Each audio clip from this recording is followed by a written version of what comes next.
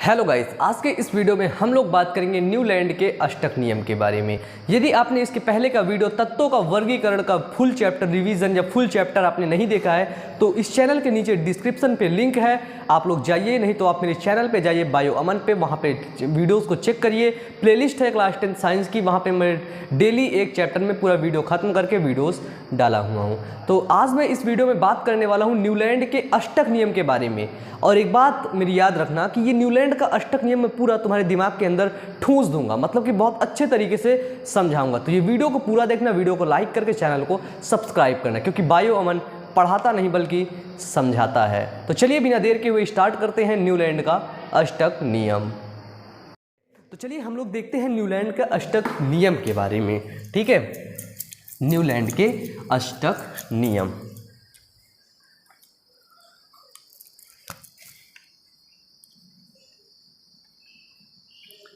Newlands का अष्टक नियम। ठीक है, तो चले बच्चों, अब हम लोग समझेंगे कि न्यूलैंड का अष्टक नियम क्या है। ठीक है, न्यूलैंड के अष्टक नियम के बारे में समझेंगे। ठीक है, देखो ये मार्कर कैसा है, अच्छा चल रहा है।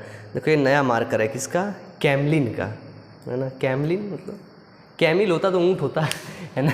चलो देखते आगे देखें कि सन 1866 में, कब? सन 1866 में जॉन न्यूलैंड ने ज्ञात तत्वों को, सन 1866 में जॉन न्यूलैंड ने ज्ञात तत्वों को परमाणु द्रव्यमान के आधार पर, ठीक है, इन्होंने भी परमाणु द्रव्यमान के आधार पर ही रखा। ठीक है, परमाणु क्रमांक के आधार पर इन्होंने नहीं रखा। तो इन्होंने क्या किया? ज्ञात तत्वों को, न्यूलैंड ने तत्वों को परमाणु द्रव्यमान के आधार पर आरोही क्रम में व्यवस्थित किया, आरोही क्रम में व्यवस्थित किया। समझ गए? अगर क्वेश्चन पूछता है कि जो न्यूलैंड का अष्टक नियम है वो परमाणु द्रव्यमान पर आधारित था या परमाणु क्रमांक पर, तो क्या बताओगे? वो परमाणु द्रव्यमान पर आधारित था। बताओगे कि नहीं? तुम ही बताओगे और कोई नहीं बताएगा। ठीक है, इसके बाद देखते हैं कि न्यूलैंड ने सबसे कम परमाणु द्रव्यमान वाले तत्व हाइड्रोजन। न्यूलैंड थोड़ा सा दिमागदार था। दिमागदार कैसे था? क्योंकि वो बचपन में बॉर्नवीटा और कॉम्प्लान पिया था। तुम लोग पिए थे? अगर तुम लोग पिए होगे तुम लोग भी बुद्धिमान होगे। ठीक है, देखो तो न्यूलैंड ने सबसे कम परमाणु द्रव्यमान, जिसका परमाणु द्रव्यमान सबसे कम है हाइड्रोजन का, उसको सबसे पहले रखा। हाइड्रोजन को सबसे पहले रखा या हाइड्रोजन से आरंभ किया और 56वें तत्व थोरियम पर इसे समाप्त किया।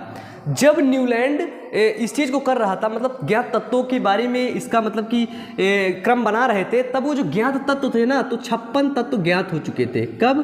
कितने तत्व बच्चों? 56 तत्व ज्ञात हो चुके थे। तो इन्होंने क्या रखा? पहले तत्व हाइड्रोजन को सबसे पहले रखा और सबसे लास्ट वाले में थोरियम को रखा। 56वें तत्व को सबसे लास्ट में थोरियम को रखा। तो पहले हाइड्रोजन रखा, इसके बाद ये थोरियम रखा, बीच में सारे तत्वों को भर दिया, है ना। यही है न्यूलैंड का अष्टक नियम। अब देखिए इस नियम में होता क्या है। इस नियम में ये होता है कि न्यूलैंड ने पाया कि जब ऐसे में व्यवस्थित कर दिया तब न्यूलैंड क्या पाते हैं? न्यूलैंड ने पाया कि प्रत्येक 8वां तत्व का गुणधर्म, प्रत्येक 8वां तत्व का गुणधर्म पहले तत्व के गुणधर्म के समान है।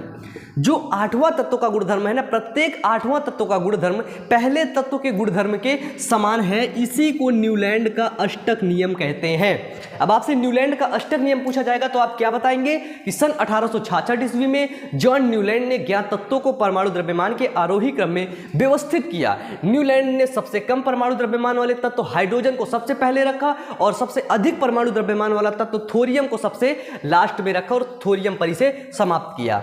और जब ये ऐसा करते हैं तो न्यूलैंड ने पाया कि प्रत्येक तत्व 8वें तत्व का गुणधर्म पहले वाले तत्व के गुणधर्म के लगभग समान होता है। इसी को हम न्यूलैंड का अष्टक नियम कहते हैं। क्या कहते हैं? इसी को हम न्यूलैंड का अष्टक नियम कहते हैं। अब इन्होंने जो 56 तत्व रखा उसके बारे में थोड़ा सा देख लेते हैं कि कैसे ये प्रत्येक तत्व 8वें तत्व के गुणधर्म के समान होता है। तो बताइए, समझ चुके हैं ना आप लोग न्यूलैंड का अष्टक नियम?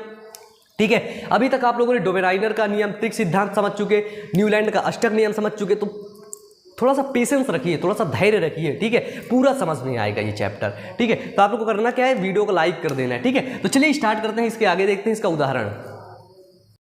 तो देखो न्यूलैंड का अष्टक नियम क्या बोलता है कि जो 8वां तत्व है वो प्रत्येक पहले तत्व के गुणधर्म के लगभग समान होता है। अब जैसे देखते हैं कि जो न्यूलैंड का जो अष्टक नियम है इसकी तुलना संगीत के अष्टक से की गई है। जो संगीत होता है, आप लोग देखे होंगे संगीत है ना, जो ढोल मंजीरा वाला होता है ना, उसमें क्या होता है अष्टक होता है, आठ मतलब सुर होते हैं ना, सा रे गा मा पा धा नी, है ना, इतने सुर होते हैं। नी के बाद फिर आता है शुरू से सा से, सा रे गा मा पा धा नी सा, फिर सा आया ना, तो इसलिए मतलब इसकी तुलना कर दी गई। ठीक है कि हम जब संगीत शुरू करते हैं तो सबसे पहले बोलते हैं सा रे गा मा पा धा नी, नी के बाद फिर हम आ जाते हैं सा पे। कहाँ पे आ जाते हैं? सा पे। तो न्यूलैंड ने क्या बोला कि प्रत्येक 8वां तत्व पहले तत्व के गुण धर्म के लगभग समान होता है। मतलब यहाँ से हम गिनेंगे 1 2 3 4 5 6 7 8, मतलब कि ये 8वां तत्व फ्लोरीन लगभग गुणधर्म के हाइड्रोजन के लगभग समान होगा। और अगर यहाँ से गिनेंगे 8वां तो 1 2 3 4 5 6 7, मतलब कि यहाँ पे आएगा 8। लिथियम लगभग सोडियम के गुणधर्म के समान होगा। अब बेरिलियम यहाँ से गिनेंगे हम 8 तत्व, 1 2 3 4 5 6 7 8, ये आएगा आपका 8वां। मतलब मैग्नीशियम बेरिलियम के गुणधर्म के लगभग समान होता है। ठीक है, तो समझ आया ना कि न्यूलैंड का जो अष्टक नियम है इसकी तुलना संगीत के स्वर से की गई, जिसको हम बोलते हैं सा रे गा मा पा धा नी के बाद सीधे फिर से हमको सा आता है। और इसमें ऐसे ही है कि जो 8 तत्व हैं, 8 तत्वों के जो गुणधर्म है वो पहले तत्व के गुणधर्म के समान आता है। आप चाहे जहाँ से गिनेंगे समान आएगा। मतलब कि ये था कि जो न्यूलैंड थे ना वो थोड़ा सा बुद्धिमान थे, है ना। इन्होंने 56 तत्व ज्ञात, तो 56 तत्व को इन्होंने क्रम पे लगा दिया, मतलब कि 56 तत्व को इन्होंने लाइन पे लगा दिया, सबको सेटलमेंट कर दिया। ठीक है, लेकिन फिर भी ये आवर्त सारणी किस पर आधारित थी? परमाणु द्रव्यमान पर। किस पर? परमाणु द्रव्यमान पर आधारित थी। न्यूलैंड की और डोबेनाइनर की जितनी भी आवर्त सारणी है, सिद्धांत है, वो परमाणु द्रव्यमान पर आधारित था। अब फिर इसकी आती है असफलता का कारण, और क्योंकि न्यूलैंड्स का जो अष्टक का नियम है अब ये होता है असफल। अब ये कैसे असफल होता है अब हम लोग देखेंगे कि इसकी असफलता का कारण क्या है, ये क्यों असफल हुआ। तो चलिए हम लोग आगे देखते हैं कि न्यूलैंड्स के अष्टक नियम की कमियां क्या थीं। कमियां का मतलब भैया क्यों ये मॉडल जो न्यूलैंड का जो अष्टक नियम था ये असफल क्यों रहा। ठीक है, इसकी असफलता का कारण क्या है, इसकी असफलता का राज क्या है। तो सबसे पहला पॉइंट है कि न्यूलैंड ने समझा कि इससे ज़्यादा तत्वों की खोज आगे नहीं होगी। न्यूलैंड जब खोज कर रहे थे उस समय कितने तत्व थे? 56 तत्व थे। इन्होंने परमाणु द्रव्यमान के आधार पर रखा और इन्होंने ये समझा कि 56 तत्वों के बाद आगे कभी खोज ही नहीं होगी, इस वजह से इन्होंने आगे का कुछ नहीं बताते गए, इस वजह से इनका मॉडल फ्लॉप हो गया। इसके बाद अष्टक नियम का सिद्धांत केवल कैल्शियम ही तक लागू हो रहा था। जो अष्टक नियम का इनका सिद्धांत था कि प्रत्येक 8वां तत्व पहले तत्व के गुणधर्म के समान होगा, ठीक है, ये सिर्फ कैल्शियम तक ही लागू हो रहा था, इसके आगे लागू ही नहीं हो रहा था। ये कमी मिल गई, दूसरी कमी। इसके बाद तीसरी कमी है कि न्यूलैंड्स का अष्टक सिद्धांत केवल हल्के तत्व के लिए ही अच्छा कार्य कर सका या लागू हो सका।